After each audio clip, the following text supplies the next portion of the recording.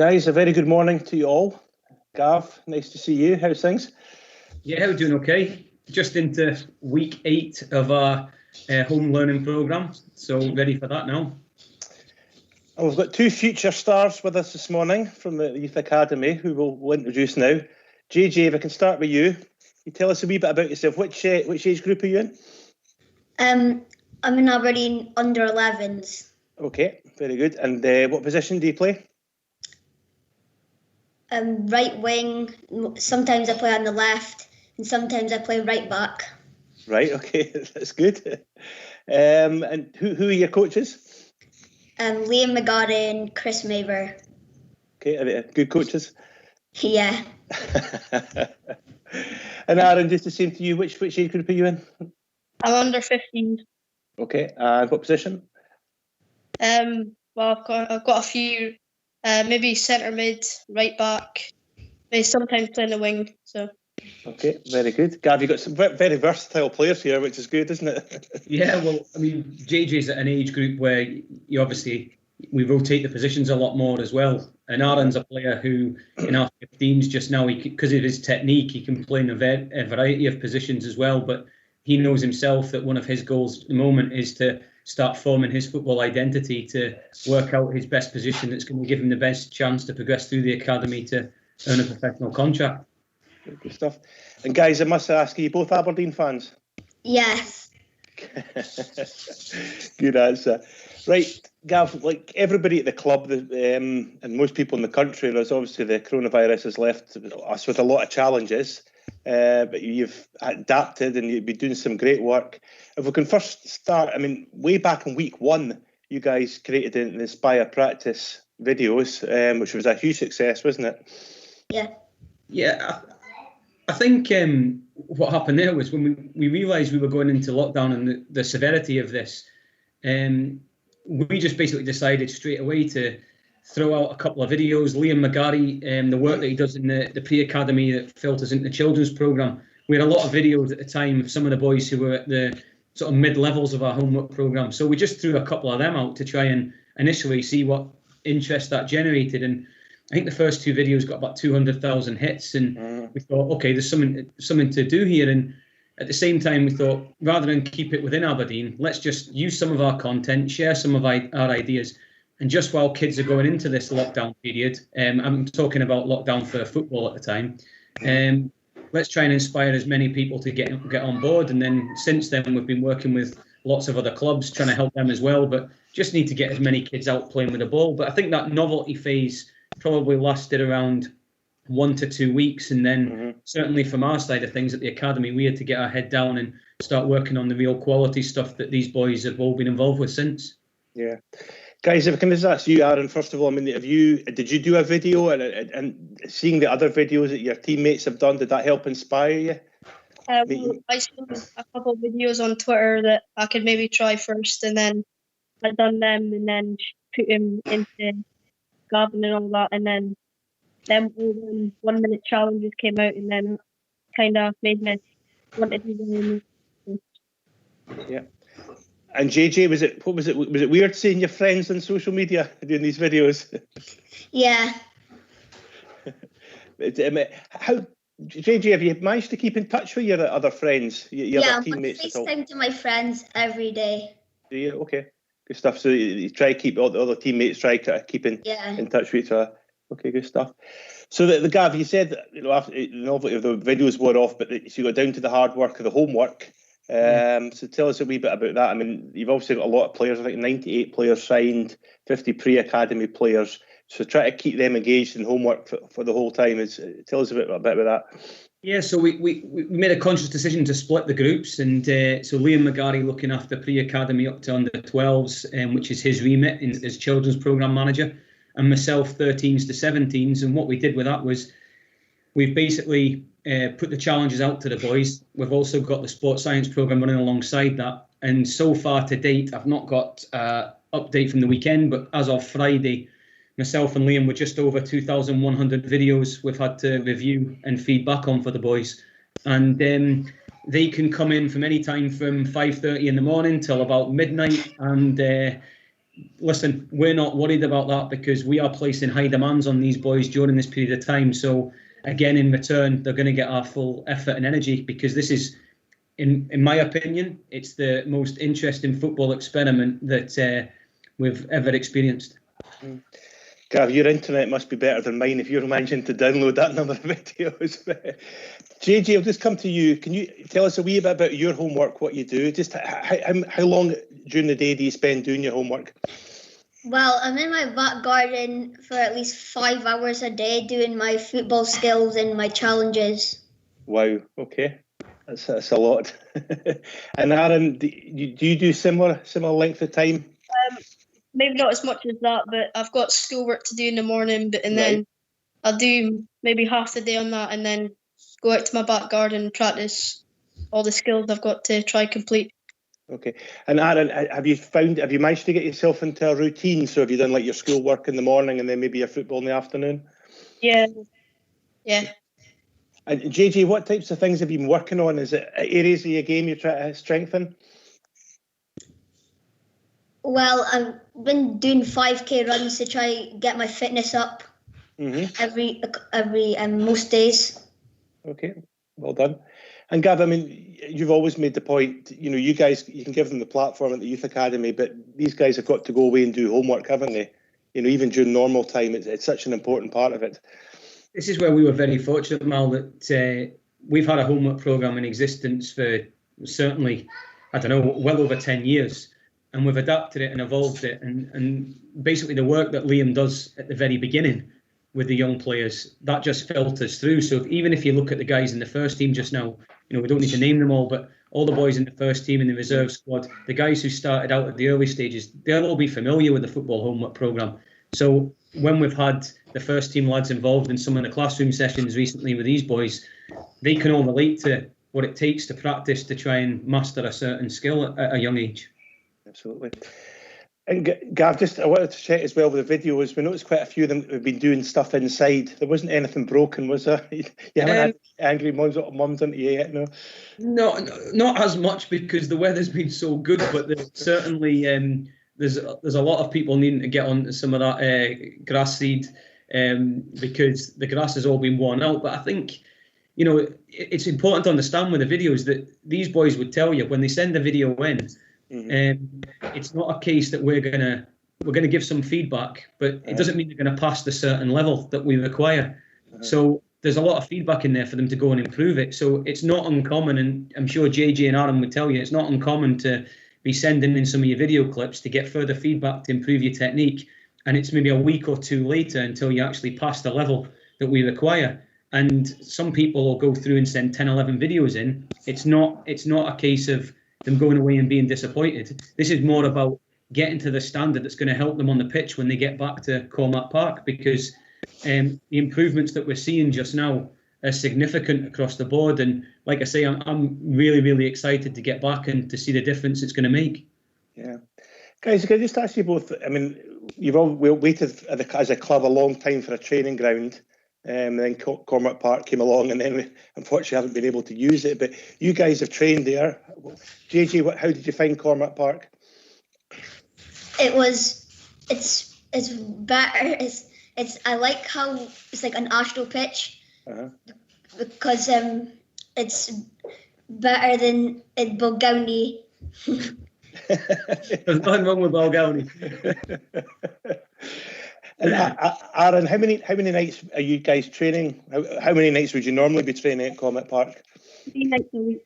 3 nights a week, okay. So which night? Gym session on the Wednesday. Okay. Yep. Wow, so that's pretty much full on, isn't it, every night? And then your games are at the weekends. Are you Saturday or a Sunday? Yes, Saturday. Okay, good stuff. Now, guys, also noticed that one of the sessions, Gav, you did got some of the first team guys along to do a Q&A thing. How did that work? Yeah, it was good. We've been doing we've had 19 classroom sessions so far across the academy, and on a weekly basis they take place. And we got the first team boys involved. We got Scott McKenna, Andy Considine, Joe Lewis, and Niall McGinn, and we worked with those boys through the week. And then we did a special one, which was an incentive-based one on Friday for those who've been making the biggest improvements in the homework. and the ones who've dedicated the most time or have had a little bit of the wow factor in how they've maybe not necessarily they've got to be the best performer, but they've maybe had the best progress. And we got on with Niall there, and we had 1 hour where the young boys were required to prepare the interview themselves. So whereas the other ones had quite an interactive session with them, the boys were targeted in advance to plan the interview, and they delivered it. And what I would say is every one of the first team players came across absolutely superb with the boys, and I'm sure these lads here would tell you the experience they got from it was really unique and really personal. Okay. Well, Aaron, do you want to start? I mean, which player did you speak to? Niall again, and McKenna as well. Very good. And did you give them some tough questions? I gave 1 or 2, but I can't quite remember them. No, so I read some of the questions. They're actually very good, and I spoke to the players, and they said they very much enjoyed it as well. JJ, which player did you speak to? Joe Lewis. Okay. And do you remember any of the questions you asked him? I wanted to ask him a question, but I didn't get to ask him a question. Okay. Either of you, I mean, was there one piece of advice you came away thinking, or that I need to remember to do that? Was there one thing, whether it be training or maybe diet? Well, he was telling us how he kept match fit. Mm-hmm. And I'm trying to do the same thing as him. Okay. No, just absolutely use these guys. Aaron, the same with you as well? Was there one piece of advice you took away? Yeah, well, pretty interesting what he was saying, but like just always try to work hard and keep your technique up. Okay. And Gav, I'm sure, as well as the boys, I'm sure the coaches got a lot of these sessions as well with the players.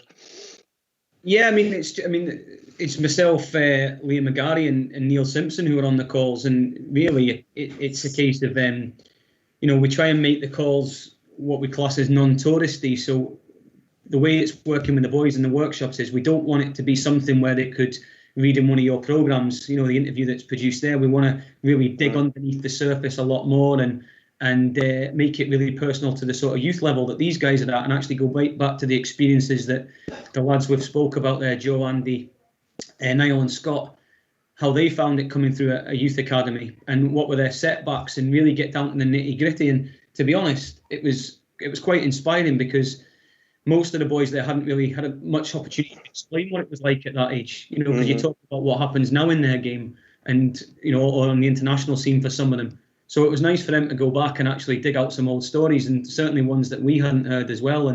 And no, I think it was a fascinating insight. Yeah, and Gav, we're very fortunate. We've got some very good professionals at the club, haven't we? I mean, guys like Scott McKenna, he gives up a lot of his time for the youth academy. I mean, these guys, they don't forget where they came from, do they? No, that's it. I mean, it's. Do you know? I mean, even like after the calls or before we come on with the boys for the classroom sessions, I get on the chats with them and the video calls, and just when we start talking about it, you're digging up old times and old experiences, and it's nice to go back and to listen, of course. And I think that's what we've seen at Cormack Park, because we're all together. I mean, these lads will tell you that they've had, whether it's the manager or the first team squad at the side of the pitch watching the games, whether out at training the manager pops out, or any of the players are out there as well, or even some of them come and help out at training. So I think we've got a real good culture now, which has actually managed to knit everything together since we've moved to Cormack Park. Yeah. JJ, who's your favourite player? Cristiano Ronaldo and Adama Traore. Okay. Well, but Aaron, who's your favourite? I do like James Madison, but okay. I don't really have a James Madison. Let's just say him. No, it's good. You need guys to inspire to. Gav, as well as the homework, I mean, I know you've tried to introduce some fun session things into it as well, haven't you? Just to keep the guys going. Yeah, we did. We put certainly at the beginning, we started to put on some of the fun ones there, and we're quite fortunate that we've made a lot of good connections across Europe, and some of the coaches from overseas at some of the big clubs, Ajax, whether it be Chelsea, Man United, Man City's, were sending us stuff saying, "Oh, here's one for you. Stick that on your Inspire practice. Get the boys onto that." And that made it quite interesting and exciting. And we also challenged the boys to come up with their own thing. And you've maybe seen now, and this isn't something that we've asked for, but some of the things we're putting out on Twitter now is the kids are actually coming up with their own practices and then saying, "Look, here's 3 things that you could do to improve your dribbling or your agility." And that's not part of our programme at the minute, but it's great to see them thinking out the box like that and being creative, and that's what we need. We need players to take ownership for the development, be creative in what they do and come up with, and at the same time have that real desire to practice, and it's got to be focused practiced as well, so it's being done to a level, which is why when they send the videos into us, we've got to go back with that feedback to make sure it's reaching the desired level. Yeah, and you've got Derek McInnes joining you this week as well, is he helping out? Yeah. So one of the fortunate things we've done is coach education is massively important to us, as everyone knows, and we have monthly in services back home. And what we've done is during this period of time, we've had some voluntary CPD opportunities, which have been every Tuesday and Thursday at times. Mm-hmm. We've had Ajax, Southampton, we've had Atlanta United. I'm trying to think who else. We've had AS Roma. Mm-hmm. Just to name a few, and the manager Paul Sheeran's involved anyway. He's part of the group. Barry Robson are involved, and then the manager's coming on this week to do some CPD work for us as well. Which, I mean, I think at this time it's something that the coaches are all looking forward to every week, and we put it out there for them to volunteer their time if they wish to come on. And we've had about 95, probably nearly 100% attendance at every one, so they're getting some absolutely fantastic learning. And to be honest, you probably don't realise why you've never done this before, because it is quite easy, coming onto Microsoft Teams and having a workshop like that we get so much out of. And again, it's about getting under the surface of these people. It's not the tourism we're looking for. Yeah. JJ, I was just going to ask you, you last season, you went to the Robin Van Persie tournament, is that right? Yep. And you were one of the star players. You got to play with Robin Van Persie. Tell us a wee bit about that. Well, it was really fun playing against Robin Van Persie's son, and one of the best freestylers in the world. Wow, okay, very good. But tell us a wee bit about the tournament. And was that a lot of fun going over there and playing against international teams? It was. That's my favourite tournament that we've been to so far. I like playing all the football games because I love playing football all day, and it's. JJ, just a wee bit. What's it like playing against international teams, these big name teams, and that? Do you get nervous before the game or not? No, I don't get nervous at all. Is that right? And it was good to bring a cup home as well, wasn't it? Yeah. And Ara, just a wee bit. You part of the Hazelhead Performance School? Yeah. Tell us what's that like? Tell us a bit about that. Well, I've got a bit of a journey to go to school in the morning with the bus and all that, and then school you've got during the day you've got some football 2 periods a day with the SFA boys. So good stuff. So are you looking forward to getting back to school? Yeah.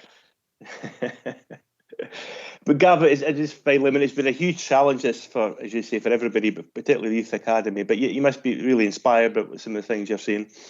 You know how we kind of try and work at Aberdeen. We throw ourselves into every challenge possible, and the minute this happened, we just saw it as the biggest challenge, like I say, we've been involved in. And it's been relentless, but at the same time, it's been very rewarding so far. And I honestly believe that we will come out of this stronger. Every club, of course, isn't going to train collectively at the minute. They're not going to have games at the minute. So I think what it boils down to is when we get back, how much improvement can be made out of individuals when we come back. So it's going to test every club's creativity, every club's way that they work, the balance of the staff, how they've managed to keep that, the balance of the players' motivation. And it'll be really interesting to see how we all come out. But I tell you, I truly believe at Aberdeen, these individuals and the 2 lads even on the screen who are technically strong players anyway, I think individual technique across our board is going to come out stronger than it went in. And it probably goes back to some of the arguments people say about Scottish football. Do kids play in the streets anymore? Do they put the time into practice? Well, we've tried to create that. We've not done anything, if I'm honest, we've not done anything fancy. We're doing things that you and I, Mal, would have done growing up. And we've tried to go back to some of the old school principles and to try and change the culture that we're in just now a little bit. Oh, fantastic work. JJ, what are you missing most about football? I've been missing playing a football match because I really want to play a football match. And I'm missing my friends too. Well, hopefully it won't be too much longer. Guys, I think what we'll do, I mean, one of the things we're quite keen to do once we all get back, maybe do more behind the scenes stuff at the Youth Academy. So if you don't mind, guys, we'll maybe come and check, see how you're getting on. Okay? You can maybe spend the night with you. You can introduce us to all your teammates and that. All right? How's that sound? Good. Okay, guys, listen, keep up the good work. Keep doing your homework. Okay? And as I say, all the best for your careers. Gav, thanks for your time. No worries. Thanks, lads. Thanks. Bye. Thanks a lot, Mal. Bye, Gavin.